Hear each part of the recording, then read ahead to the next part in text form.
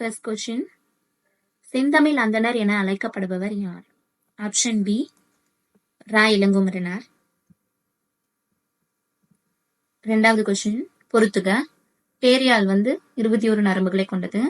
மாகரையால் 19, சகுடையால் 14, வீணை 7. முன்னாடி யாழ் அப்படிங்கிற ஒரு கருவியினோட திரிந்த ஒரு சொல் தான் வீணை அப்படின்னு சொல்லிட்டு இப்ப சொல்றாங்க. இப்போ இதுக்கான ஆன்சர் 4, 3, 2, 1 ஆப்ஷன் ஏ. மூணாவது கொஸ்டின், தேவாரம் பற்றிய கூற்றுக்களில் சரியானது எதுன்னு கேக்குறாங்க. தேவாரம் பாடியவர் சுந்தரர் தான், கரெக்ட். இவர் இயற்றிய திருத்தொண்ட திருவந்தாதியை முதல் நூலாக கொண்டு சேக்கிலார் பெரிய புராணத்தை இயற்றியுள்ளார். திருத்தொண்ட திருவந்தாதியை முதல் நூலாகவும் கொண்டிருப்பாரு. திருத்தொண்டர் தொகையையும் முதல் நூலாக கொண்டு சேக்கிலார் பெரிய புராணத்தை இயற்றியிருப்பாரு. ஆனா இங்க சுந்தரர் பத்தி சொல்றதுனால சுந்தர் இயற்றினது திருத்தொண்டர் திருவந்தாதி கிடையாது, திருத்தொண்டர் தொகை. அப்ப திருத்தொண்டர் திருவந்தாதி இயற்றினது யாருன்னா நம்பியாண்டார் நம்பி.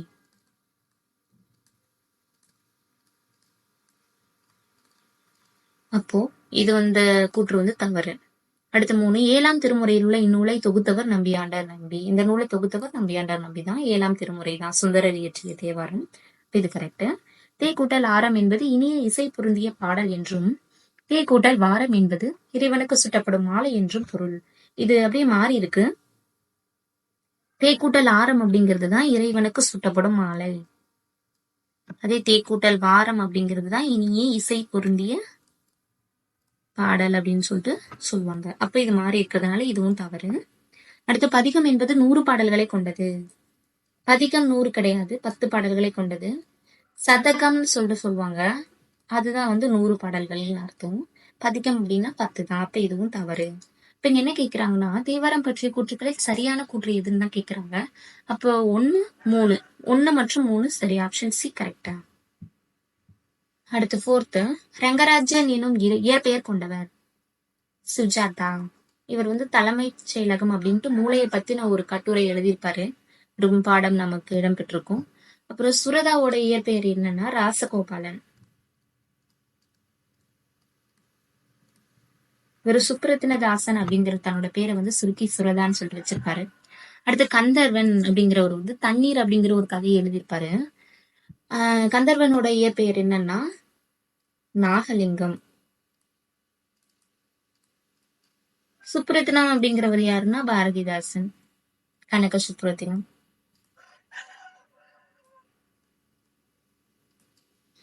ஓகேங்களா. அடுத்து 5வது கொஸ்டின், தமிழ் எழுத்துக்களில் மிகப்பெரிய சீர்திருத்தம் செய்தவர் வீரமாமுனிவர். தந்தை பெரியாரும் சீர்திருத்தம் செஞ்சிருப்பாரு. கடைசியா நம்ம எழுதுற இந்த நெய் இத நெய்யாவும், இத நெடில் நாவாவும், இந்த மாதிரி ஒரு சில சீர்திருத்தங்கள் செஞ்சிருப்பாரு. ஆனா வீரமாமுனிவர் தான் ரொம்ப கன்ஃபியூஸ்டா இருக்கிற அந்த ஒரு லெட்டர்ஸ் எல்லாமே நமக்கு திருத்தி ஈஸியா ஞாபகம் வச்சுக்கிற மாதிரி பண்ணிருப்பாரு. அதனால மிகப்பெரிய சீர்திருத்தம் செய்தவர் அப்படி யாருன்னாவே வீரமாமுனிவர் தான். அடுத்து 6வது கொஸ்டின், பொறுத்துக. இதுல பெயரெச்சம் வினையெச்சம் அப்படின்னு சொல்லிட்டு 2 இருக்கு. எச்சம் அப்படின்னாவே என்னன்னா ஒரு முற்று பெறாத ஒரு வினையை எச்சம்னு சொல்லிட்டு சொல்லுவாங்க. அதுல பெயரெச்சம் வினையெச்சம்னு 2 டைப் இருக்கு.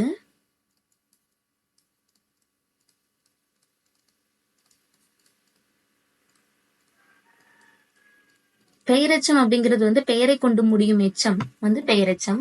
வினையெச்சம் அப்படிங்கிறது வினையை கொண்டு முடியும் எச்சம் வினையெச்சம். இந்த பெயரெச்சத்துல 2 டைப் இருக்கு. தெரிநிலை பெயரெச்சம், குறிப்பு பெயரெச்சம். அதே சேம் தான் இங்கேயும்.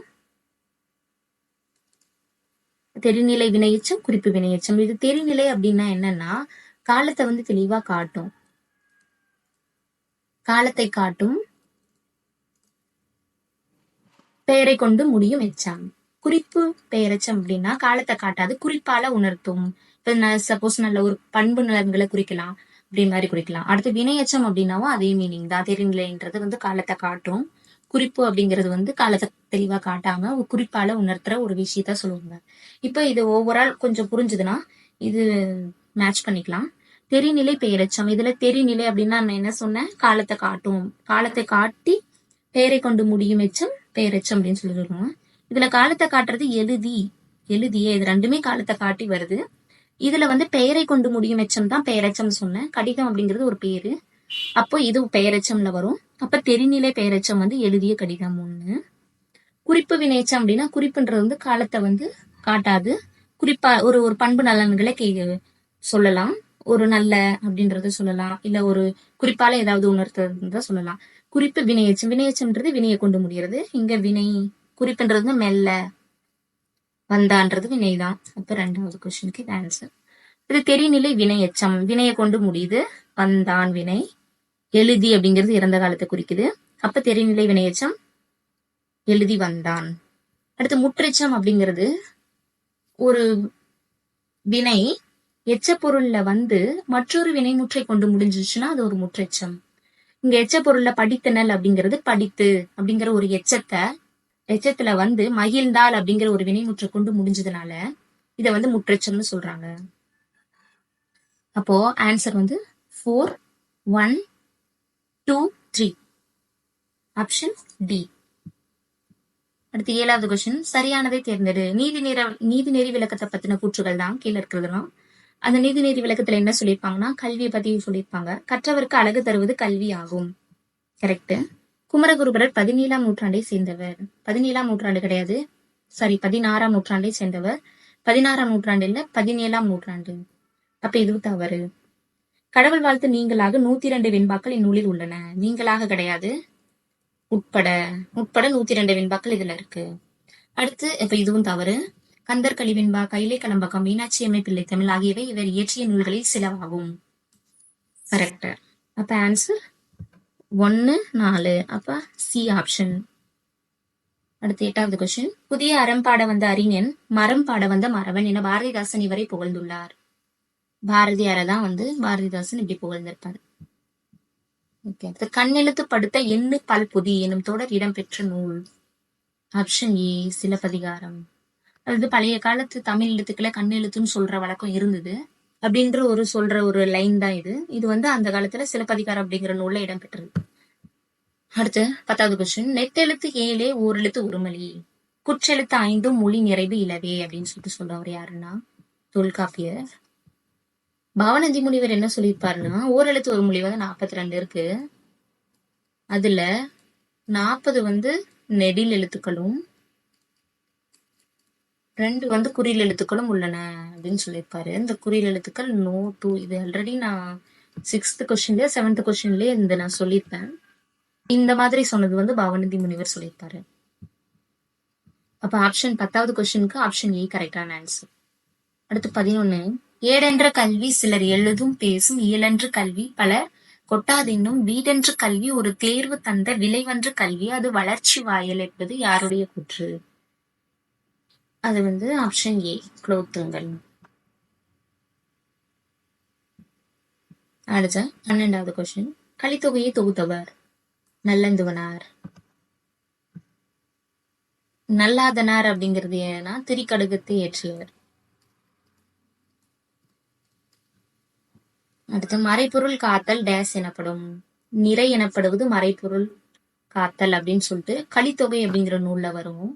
அப்ப இந்த லைன பார்த்துக்கோங்க. மறைப்பொருள் காத்தல் நிறை எனப்படும்.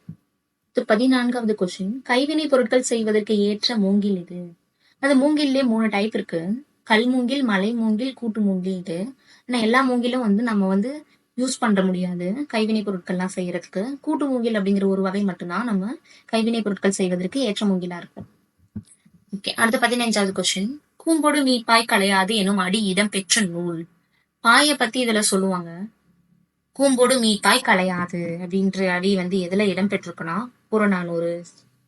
புறத்துல வெளியே பாய் போட்டு படுத்துப்பாங்க அப்படின்னு வச்சுக்கோங்க. கூம்போடு மீப்பாய் களையாது. அடுத்து 16வது கொஸ்டின். கலாமஸ் ருடாங் எனும் அறிவியல் பெயர் கொண்டது. ஆப்ஷன் பி பிரம்பு. 17வது கொஸ்டின். பானை வனைதல் ஒரு சிறந்த கலை. பானை செய்யறதுன்னு சொல்ல மாட்டோம், பானை வனைதல் அப்படின்னு தான் சொல்லுவோம். Option B. முடைதல் அப்படின்னா கூடையே முடைதல்னு சொல்லிட்டு சொல்லுவாங்க. பானை வந்து செய்யறது சுடுதல் நம்ம சொல்ல மாட்டோம், செய்யறதுன்னு சொல்ல மாட்டோம். பானை வனைதல் தான் சொல்லுவோம் பானை செய்யறது. ஓகே, அடுத்து 18வது கொஸ்டின். காலம் காட்டும் இடைநிலையும் பெயரச்ச விகுதியும் மறைந்து வருவது. அப்ப ஃபார் எக்ஸாம்பிள் பாருங்க, ஆடு கொடி அப்படின்னா ஆடு கொடி, ஆடிய கொடி, ஆடுகின்ற கொடி அப்படின்ட்டு 3 காலத்தையும் உணர்த்துதான். இங்க காலம் காட்டும் இடைநிலை, இங்க வந்து காலம் காட்டு ஒரு ஒரு நிகழ்காலத்தை காட்டுற ஒரு இடைநிலை இருக்கு. பெயரச்ச விகுதி ஒரு பெயரை கொண்டு முடியறதுனால இது வந்து எச்சம் தான். ஆடு அப்படிங்கிறது வந்து முடிவு பெறல, இது ஒரு எச்சம் தான். பெயரை கொண்டு முடியறதுனால பெயரெச்சம். அப்ப காலம் காட்டும் இடைநிலை ஆகிய நிகழ்கால இடைநிலை இதுல ஒளிஞ்சிருக்கு. அப்போ காலம் காட்டும் இடைநிலையும் பெயரச்சு விகுதியான கொடி இதுவும் மறைஞ்சு வர்றதுனால இது வந்து வினைத்தொகைன்னு சொல்லுவாங்க. நம்ம சிம்பிளா வினைத்தொகைனா என்னன்னா ஞாபகம் வச்சுக்கோம்னா, முக்காலத்தையும் முன்னிறுத்துச்சுன்னா அது வினைத்தொகைன்ட்டு நாம வச்சுப்போம். ஆனா டீட்டெயில்டா கேட்கும்போது காலம் காட்டும் இடைநிலையும் பெயரச்ச விகுதியும் மறைந்து வருவது வினைத்தொகை அப்படின்னு சொல்லிட்டு சொல்றாங்க. அடுத்த 19வது கொஸ்டின். எல்லா சொல்லும் பொருள் குறித்தனவே என்பது யாருடைய கூற்று? தொல்காப்பியர். Option A. அடுத்து 20வது கொஸ்டின். ரா இளங்குமரனார் திருவள்ளுவர் தவச்சாலையும் பாவனார் நூலகமும் அமைந்துள்ள இடம். அவர் வந்து அமைத்துள்ள இடம். ரா இளங்குமரனார் வந்து திருவள்ளுவர் தவச்சாலையும் பாவனார் நூலகமும் அமைச்சிருப்பாரு. எந்த இடத்துல அப்படின்னா திருச்சி அல்லூர் அப்படிங்கிற ஒரு ஊர்ல ரா இளங்குமரனார் வந்து திருவள்ளுவர் தவச்சாலையும் பாவனார் நூலகமும் அமைச்சிருப்பார். நாவின் முதற் பகுதி அன்னத்தின் அடிப்பகுதியை பொருந்துவதால் பிறக்கும் எழுத்துக்கள். நாவின் முதற் பகுதினா கடைசியா இருக்கிறது. இக்கு இங்கு அன்னத்தின் அடிப்பகுதி. அப்ப ஆப்ஷன் ஆயுத எழுத்து பிறக்கும் இடம். ஆயுத எழுத்துனாவே தலை. Option C. மார்பு வந்து வல்லின எழுத்துக்கள் வல்லினம். மூக்கு மெல்லினம். கழுத்து வந்து இடையினம். அப்புறம் உயிரெழுத்துக்கள் 12. இதெல்லாம் வந்து இதுல பிறக்கும். ஓகேங்களா. அடுத்து 23வது கொஸ்டின். ஒன்றோடு ஒன்று மோதி இசைக்கப்படுவது கஞ்சக்கருவின்னு சொல்லுவாங்க. காற்று கருவிக்கு எக்ஸாம்பிள் என்ன சொல்லுவோம்? காற்று கருவினாவே வந்து காத்து மூலமா இசைக்கப்படுவது. புல்லாங்குழல், குழல் எல்லாம் வந்து காற்று கருவின்னு சொல்லுவாங்க. குழல், சங்கு இதெல்லாம். சாரி, சங்கு வந்து இயற்கை கருவியில வந்துரும். இயற்கையா நமக்கு கிடைக்கிறதுனால இயற்கை கருவியில வந்துரும். நரம்பு கருவியில வந்து யாழ், வீணை இதெல்லாம் நரம்பு கருவியில வரும். கஞ்சக்கருவி அப்படிங்கிறது வந்து இந்த ஜால்ரான்னு சொல்லுவாங்கல்ல, இதெல்லாம் வந்து அதாவது ஒன்னோட ஒண்ணு தட்டி மோதி இசைக்கப்படுவது வந்து கஞ்சக்கருவின்னு சொல்லுவாங்க. அதுக்கு எக்ஸாம்பிள் ஜால்ராவை சொல்லுவாங்க. அடுத்து 24. சங்கோடு சக்கரம் ஏந்தும் தடக்கையான் என்னும் வரிகள் இடம்பெற்ற நூல். திருப்பாவை. 25. பரிவாதினி எனும் வீணை டாஸ் எனும் பல்லவ மன்னன் காலத்தில் வழக்கில் இருந்ததாக கூறப்படுகிறது. பல்லவ மன்னர்கள் மகேந்திரவர்மன் இவர் தான் வந்து ஒரு இசையில ரொம்ப ஆர்வம் கொண்டு இருப்பாரு. சங்கீரன் அதனால ரொம்ப இசைக்கருவிகள்லாம் நிறைய வச்சிருப்பாங்க. அதனால வந்து அவரோட காலத்துல வந்து இந்த வீணை வந்து வழக்கத்துல இருந்ததா சொல்லியிருப்பாங்க. அடுத்து 26வது கொஸ்டின். கீழ்கண்டவற்றுள் தவறானது எதுன்னு கேக்குறாங்க. கொன்றை, முல்லை மற்றும் ஆம்பல் குழல் என பல வகையான குழல்கள் இருந்ததாக தொல்காப்பியம் குறிக்கிறது. தொல்காப்பியம் கிடையாது, சிலப்பதிகாரம். அப்ப இந்த கூற்று தவறு. பெரிய உடுக்கையை பாண்டில் என்பர். பெரிய உடுக்கையை பாண்டில்னு சொல்ல மாட்டோம், தவண்டைன்னு சொல்லுவோம். சின்ன உடுக்கையை வந்து குடுகுடுப்பே அப்படின்னு சொல்லுவோம். அதனால இது தவறு. அடுத்து பலாமரத்தினால் செய்யப்பட்டு விலங்கு தோலினால் கட்டப்படும் கருவியான திமிலியை பாணி என அழைப்பர். கரெக்டா. மத்து கூட்டல் தளம் ஈக்குவல்ஸ் மத்தளம் என ஆகியது என்கிறார் ஆறுமுக நாவலார். ஆறுமுக நாவலார் கிடையாது, அடியார்க்கு நல்லார். அப்ப இதுவும் தவறு.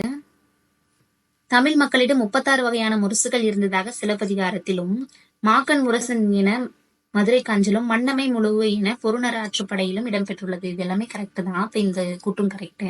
இப்ப இங்க என்ன கேட்டிருக்காங்கன்னா, கீழ்கண்டவற்றுள் தவறானது எதுன்னு கேட்கிறாங்க. ஃபர்ஸ்ட் ஒன்னும் நமக்கு தவறு, செகண்டும் தவறு, தேர்டு கரெக்ட், ஃபோர்த் 1 தவறு. அப்போ 1, 2 மற்றும் 4 தவறு. ஆப்ஷன் ஏ கரெக்டான ஆன்சர். அடுத்து 27வது, கீழ்காணும் ஓமை தொடருக்கு ஏற்ற பொருள் தருக. விழலுக்கு இறைத்த நீர் போல. நம்ம விழலுக்கு இறைத்த நீர்னா என்ன? ஒரு வேஸ்டான ஒரு செயலை தான் சொல்லுவோம், அதாவது பயனற்ற செயல். Option B. அடுத்து 28, தொடர்கள் பொருள் அடிப்படையில் டேஸ் வகைப்படும். 4 வகைப்படும். Option C. அடுத்து 29, வழியில் நிலைமையான் வள்ளுருவம் பெற்றம் புலியின் போர்த்து மேய்ந்தற்று குரட்பார்வில் பயின்று வரும் அணியாதுன்னு கேக்குறாங்க. அதாவது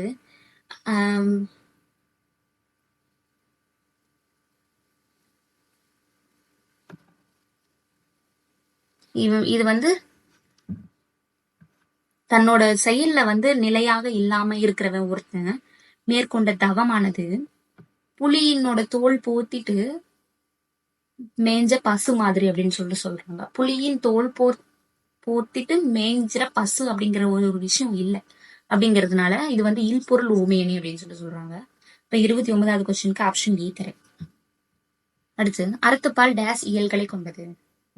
அறத்துப்பால் வந்து, அதாவது திருக்குறள் எப்பவுமே வந்து 3 அதிகாரம் இருக்கு. அறத்துப்பால், பொருட்பால், இன்பத்துப்பால் அப்படின்ட்டு. அறத்துப்பால்ல 38 அதிகாரம், இது நமக்கு தெரியும், காமனா தெரிஞ்ச விஷயம். பொருள்ல 70, இன்பத்துப்பால் 25 அதிகாரம் இருக்கும். ஆனா இயல்கள் வந்து இதுல 4 இயல் இருக்கும். பாயிரவியல், இல்லறவியல், புறவரவியல், ஊழியல்ன்ட்டு. இதுல 2 இயல், அரசியல், அமைச்சியல்.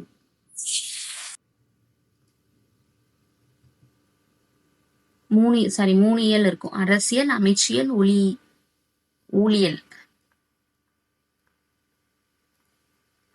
இன்பத்துப்பால்ல 2, களவியல், கற்பியல்.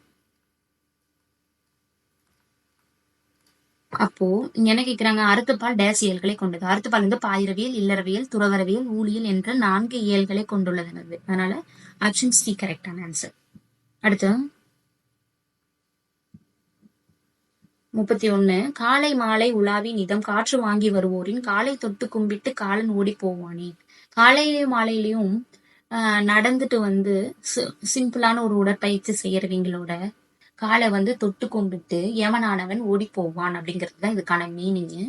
இதுல வந்து உடற்பயிற்சியினோட முக்கியத்துவத்தை பத்தி சொல்லியிருப்பாங்க. இதனோட ஆசிரியர் யாருன்னா கவிமணி. அடுத்து, சுமார் டேஸ் நிமிடங்களுக்கு ஒரு முறை நாம் எல்லோரும் மனநிலை மாறுகிறோம். அதாவது கான்சென்ட்ரேஷன் வந்து ஒரு குறிப்பிட்ட டைமிங் வரைக்கும் தான் இருக்கும். அந்த குறிப்பிட்ட டைமிங் மீறிடுச்சுன்னா நம்ம வந்து வேற ஒரு மைண்ட் செட்டுக்கு போயிடுவோம் அப்படிங்கிறது. இது எவ்வளவு நிமிஷத்துக்கு ஒரு முறை வந்து நம்ம எல்லாரும் வந்து வேற மைண்ட் செட்டுக்கு போறோம் அப்படின்னா வந்து 90 நிமிஷத்துக்கு. Option C. அடுத்து 33, மின்னணு வாக்கு இயந்திரம் உருவாக்கும் பணியில் முக்கிய பங்கு வகித்தவர். சுஜாதா. இது ஆல்ரெடி நம்ம ஒரு கொஸ்டின் பார்த்திருப்போம். ரங்கராஜன் எனும் இயற்பெயர் கொண்டவர். இவர் தான் வந்து அந்த தலைமைச் செயலகம்ன்ற நூல் எழுதியிருப்பாரு. மின்னணு வாக்கு இயந்திரம் உருவாக்கும் பணியில முக்கிய பங்கு இவரோடது. 34, முற்று பெறாமல் எஞ்சி நிற்கும் சொல். நான் ஆல்ரெடி சொல்லியிருக்கேன். ஒரு வினை வந்து ஒரு முற்று பெறாத ஒரு சொல்லா இருந்துச்சுன்னா அதை வந்து எச்சம்னு சொல்லுவாங்கன்ட்டு. Option B. பின்வரும் நூற்றில் சரியானது எது? தொகைநிலை தொடர் 9 வகைப்படும். சரி, தொகைநிலை தொடர் வந்து 6 வகைப்படும். என்னன்னா, வேற்றுமை தொகை, அதாவது ஒரு உருபு வந்து மறைஞ்சு நின்று பொருள் வந்துச்சுன்னா அது தொகை. அதே வெளிப்படையா வந்து பொருள் உணர்த்துச்சுன்னா அது தொடர். ஓகேங்களா? தொகைநிலை தொடர், அது வந்து தொகாநிலை தொடர். தொகைநிலை தொடர்ல வந்து எத்தனை இருக்குன்னா 6 இருக்கு. வேற்றுமை தொகை, இணைத்தொகை, பண்பு தொகை, அன்மொழி தொகை, ஊமை தொகை, உண்மை தொகை அப்படின்ட்டு 6 வகை இருக்கு.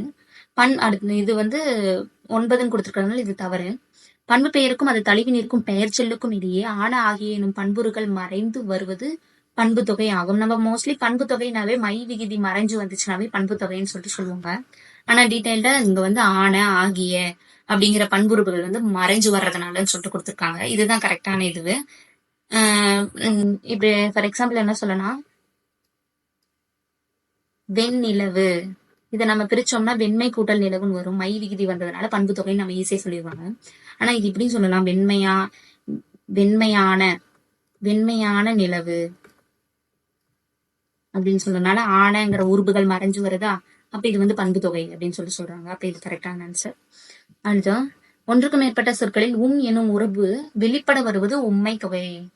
வெளிப்பட வருவதும் இந்த உண்மை தொகை கிடையாது, எண் உண்மை. அடுத்த தொடர்ல மாத்தி மாத்தி இருக்கும். அடுத்து அப்ப இது தவறு.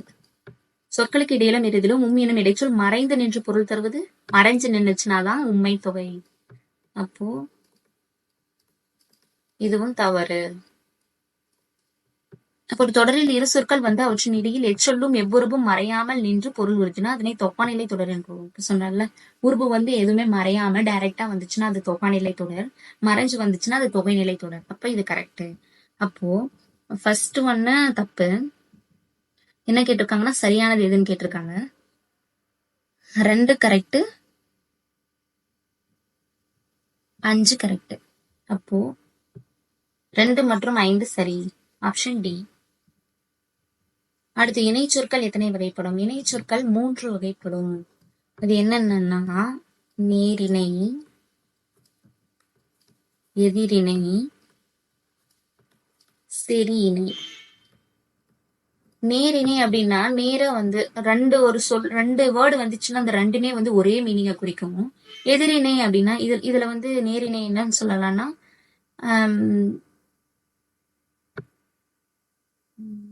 என்னன்னு சொல்லலாம்,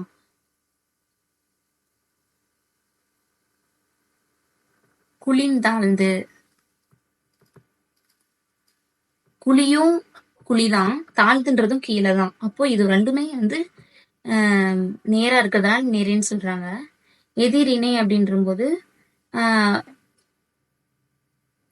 அல்லும் பகலும். அல்லுனா இரவு, பகல்னா வந்து பகல். அப்போ இது வந்து ஆப்போசிட் எதுல வருது, அப்ப இது எதிரிணை. செரி இணை அப்படின்னா பச்சை பசேல், இது வந்து ஒரு செறிவை குறிக்குது. அப்ப இது வந்து செரி இணை. இப்ப இணை சொற்கள் வந்து 3 வகைப்படும். அடுத்து 37, சொல்வளமும் நற்பண்பும் உடையவர்கள் தாம் பேசும் அவையின் தகுதி அறிந்து பேச வேண்டும். நம்ம பேசுற அவை வந்து ஒரு நல்லா ஒரு சரியான ஒரு அவையா இருந்துச்சுன்னா அதுல வந்து சொல்வளமும் நற்பண்பும் உடையவர்கள் வந்து அதனோட அவையினோட தகுதி வந்து அறிஞ்சு பேசுவாங்க அப்படின்றதுதான் மீனிங். இது ஒரு குறளோட விளக்கம். அப்போ 37வது கொஸ்டினுக்கு ஆப்ஷன் பி. அடுத்து 38, கவிஞரேறு எனும் சிறப்பு பெயர் பெற்றவர். கவிஞரேறு அப்படின்னா வாணிதாசன். Option C. இவர் வந்து கவிஞரேறு, பாவலர் மணி அப்படின்ற சிறப்பு பெயர்லாம் பெற்றிருப்பாரு. அது இன்னும் பாவலரேறு அப்படின்னு சொல்லிட்டு அழைக்கப்படுபவர் யாருன்னா பெருஞ்சித்திரனார். பாவலரேறு, இது ரெண்டையும் கன்ஃபியூஸ் பண்ணிக்க வேணாம். கவிஞரேறுனா வாணிதாசன், பாவலரேறுனா பெருஞ்சித்திரனார். அடுத்து 39, உலக இயற்கை வள பாதுகாப்பு நாள் ஜூலை 28. Option B. அடுத்து 40, இயற்கை வாழ்வில்லம் திருக்குறள், இயற்கை தவம் சிந்தாமணி, இயற்கை ஓவியம் 10 பாட்டு, இயற்கை இன்பக்களம் கலித்தொகை. அப்ப ஆப்ஷன் 4321 ஆப்ஷன் ஏ. அடுத்து 41, வாழ்த்துதல், வைதல், விதித்தல், வேண்டல் ஆகிய பொருள்களில் வரும் வினைமுற்று வியங்கோல் வினைமுற்று. Option D. அடுத்து 42, காடர்களின் கதையை யானையோடு பேசுதல் எனும் தலைப்பில் தமிழாக்கம் செய்தவர். அதாவது காடர்கள் பழங்குடியினர்கள் மாதிரி அவங்களோட கதைகளை வந்து யானையோடு பேசுதல் அப்படிங்கிற ஒரு தலைப்புல வந்து தமிழாக்கம் செஞ்சிருப்பாங்க. அது யாருன்னா கீதா அப்படிங்கிறவரு, கீதா அப்படிங்கிறவங்க தமிழாக்கம் செஞ்சிருப்பாங்க. இந்த வெங்கம்பூர் சாமிநாதன் அப்படிங்கிறவர் வந்து இந்த நாட்டுப்புற பாட்டு, அதாவது கும்மி பாட்டுகள்ல வருவாங்க. பஞ்சகும்மி, பஞ்சங்கள் வரும்போது ஒரு பாட்டுகள் கும்மி பாட்டு மாதிரி பாடுவாங்க. அது சம்பந்தமான சப்ஜெக்ட்ல இவர் வருவாரு. இவரும் ராசும் அதே இதுலதான் வருவாரு. அதாவது கோணக்காத்து பாட்டு அப்படின்னு சொல்லிட்டு ஒரு லெசன் வரும். இது 2 பேரும் அந்த லெசன்ல தொடர்புடையவங்களா இருப்பாங்க. அடுத்து சுஜாதா அப்படிங்கிறவர் சொன்ன தலைமைச் செயலகம் அப்படிங்கிற நூலை இருப்பாரு. அப்ப இந்த 42வது கொஸ்டினுக்கு ஆன்சர் வந்து ஆப்ஷன் பி. அடுத்து 43 சுகுவாமிஸ் பழங்குடியினர் இருந்த இடம். இவங்க வந்து அமெரிக்காவுல பூஜே சவுண்ட் அப்படிங்கிற இடத்த சுத்தி வந்து வாழ்ந்திருப்பாங்க சுகுவாமிஸ் பழங்குடியினர். இதுங்களுக்கு வந்து ஒரு தலைவர், இவரோட தலைவர் வந்து சியாட்டல் அப்படின்னு சொல்லுவாங்க. இவங்கதான் வந்து தங்களோட நிலத்தை வந்து நிலம் பொது அப்படிங்கிற ஒரு இதுல வந்து தலைப்புல வந்து ஒரு லெட்டர் எழுதுவாரு. எங்களோட நிலம் வந்து ரொம்ப முக்கியமானது எங்களுக்கு அப்படின்னு சொல்லிட்டு நிறைய விஷயங்கள் அதுல இடம்பெற்றிருக்கும். அப்ப சுகுவாமிஸ் பழங்குடியினர் வந்து அமெரிக்காவின் பூஜை சவுண்ட் பகுதியில வாழ்ந்திருக்காங்க. அப்போ 43வது கொஸ்டின் ஆன்சர் ஆப்ஷன் ஏ. அடுத்து 44 பின்வருவனவற்றில் தவறானது எது? முதல் வேற்றுமை எழுவாய் வேற்றுமை என அழைக்கப்படுகிறது. கரெக்ட். பெயரை செய்யப்பட பொருளாக வேறுபடுத்தி காட்டுவதால் இரண்டாம் வேற்றுமையை செய்யப்பட பொருள் வேற்றுமை என்கிறோம். அதுவும் கரெக்ட். அடுத்து இல் எனும் வேற்றுமை உருவு நீங்கள் பொருளில் வந்தால் 7ஆம் வேற்றுமை என்றும் இடப்பொருளில் வந்தால் 5ஆம் வேற்றுமை என்றும் கொள்ள வேண்டும். இது தவறு. அதாவது மாத்திருக்கு. இதுல இல் எனும் வேற்றுமை உருவு வந்து நீங்கள் பொருள்ல வந்துச்சுன்னா அது வந்து 5ஆம் வேற்றுமை. அது இடப்பொருள்ல வந்துச்சுன்னா அது 7ஆம் வேற்றுமை. அப்ப இது வந்து மாறி இருக்கிறதுனால இது தவறு. இப்ப 6ஆம் வேற்றுமை வந்து உரிமை பொருள்ல வரும். இதுவும் கரெக்ட். கிழமை பொருள்னு சொல்லிட்டு சொல்லுவாங்க. அப்ப இதுல தவறானது எதுன்னு கேக்குறாங்க. ஆப்ஷன் சி, தேர்ட் ஆப்ஷன் தான் வந்து தவறானது. அப்ப தேர்ட் ஆப்ஷன் தான் இதுக்கு கரெக்டான ஆன்சர். அடுத்து 45 நீலகேசி கூறும் நோயின் வகைகள். 3 வகையான நோயின்னு சொல்லிட்டு சொல்லுவாங்க. என்ன மாதிரியான வகை நோய்னா, மருந்து சாப்பிட்டா குணமாயிடும். மருந்து சாப்பிட்டாலையும் அந்த நோய்க்கு வந்து அது ஒரு வகை. மருந்தே இல்லை அந்த நோய்க்கு, சாப்பிட்டாலையும் குணமே ஆகாது, அது ஒரு வகை. குணம் ஆகுற மாதிரி தெரியும், ஆனா அது குணமாகாம உள்ளுக்குள்ள இருந்து நமக்கு தொந்தரவு செஞ்சுக்கிட்டே இருக்கும் அப்படின்னு சொல்லியிருப்பாங்க. மொத்தம் 3 வகையா வந்து நீலகேசி வந்து நோயின் தன்மைகளை வந்து சொல்லியிருப்பாங்க. அடுத்து பிறவி துன்பங்களான இந்த நோயை வந்து ஒழிக்கிறதுக்கு ஒரு 3 விஷயம் வந்து ஹெல்ப் பண்றதுன்னு சொல்லியிருப்பாங்க. அதுவும் ஒரு 3 விஷயம் தான். அது வந்து நல்லறிவு, நற்காட்சி, நல்லொழுக்கம். நோயின் வகையும் வந்து 3 தான். அது தீக்கிற மருந்து, அதாவது பிறவி துன்பங்களான இந்த நோயை தீக்கிறதுக்கும் இந்த 3 மருந்துகள் உதவுதுன்னு சொல்றாங்க. அப்போ நீலகேசி கூறும் நோயின் வகைகள் 3. அடுத்து 46 வேர்பாறு, தலைப்பாறு, மிஜினக்கால், பற்ப செந்தூரம் பாறை என்றவர் சித்தர்கள். ஃபர்ஸ்ட் வந்து வேற வச்சு நம்ம ட்ரீட்மெண்ட் பண்ணுவாங்க, அப்புறமா தலையை வச்சு பண்ணுவாங்க. அதையும் மீறி மிஞ்சிருச்சுன்னா ஒரு செந்தூரம் அப்படின்னு சொல்லி ஒரு பவுடர் மாதிரி யூஸ் பண்ணி நமக்கு வந்து நோயை வந்து கியூர் பண்ணுவாங்க அப்படின்னு சொல்லிட்டு சொன்னது யாருன்னா சித்தர்கள். அடுத்து 47 சமையலறையில் செலவிடும் நேரம் நல்வாழ்வுக்காக செலவிடும் நேரம் ஆகும். அதாவது எப்பவுமே வந்து ஸ்பீடா நம்ம சமைச்சோம்னா அது வந்து ரொம்ப டேஞ்சர் அப்படின்னு சொல்லிட்டு சொல்லுவாங்க. அதுக்கான மீனிங் தான் இது. நம்ம ரொம்ப டைம் எடுத்து எல்லாத்தையுமே வந்து ரொம்ப லாங் ப்ராசஸ் செஞ்சோம்னா நம்ம வந்து நம்மளோட ஹெல்த் வந்து நல்லா இருக்கும் அப்படின்னு சொல்லிட்டு சொல்றாங்க. 48 சுஜாதாவின் இயற்பெயர் ரங்கராஜன். அதாவது இது முன்னாடி நம்ம ஒரு கொஸ்டின் பார்த்தோம். ரங்கராஜன் எனும் இயற்பெயர் கொண்டவர் சுஜாதான்னு வந்துச்சு. இங்க சுஜாதாவின் இயற்பெயர் ரங்கராஜன். ஒரே சப்ஜெக்ட்ல 2 கொஸ்டின் வந்துருச்சு. ஓகே. அடுத்து 49 சரியான மரபு சொல்லை தேர்ந்தெடு. பூ கொய். ஆப்ஷன் பி தான் கரெக்ட். பரின்னு நம்ம சொல்லுவோம், ஆனா பரி கரெக்டான ஒரு வேர்ட் கிடையாது. எது அரு, இது எல்லாமே வந்து பேச்சு வழக்குல பயன்படுத்துறது. ஆனா சரியான ஒரு சொல் அப்படின்னு சொல்லிட்டு சொன்னோம்னா பூ கொய். அடுத்து சேகரம் என்பதன் பொருள். சேகரம்னா சேர்க்கிறதுன்னு வச்சுக்கோங்க. கூட்டம் சேர்க்கிறது, கூட்டம்.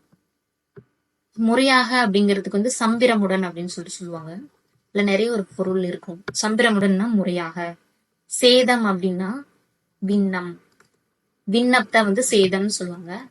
மெத்த அப்படின்னா மிகவும் சொல்லுவாங்க. இது வந்து அந்த சொன்னல இந்த பஞ்சகும்மிகள், இந்த கோணக்காத்து பாட்டுல அந்த லெசன்ல வர பொருள் சொற்கள் எல்லாம் சொல்லியிருக்கேன். இப்போ 50வது கொஸ்டினான சேகரம் என்பதன் பொருள் வந்து கூட்டம் அப்படின்னு சொல்றது. ஆப்ஷன் சி தான் கரெக்டான ஆன்சர். ஓகே ஃப்ரெண்ட்ஸ், இன்னைக்கான விடைகள் முடிஞ்சது. மறுபடியும்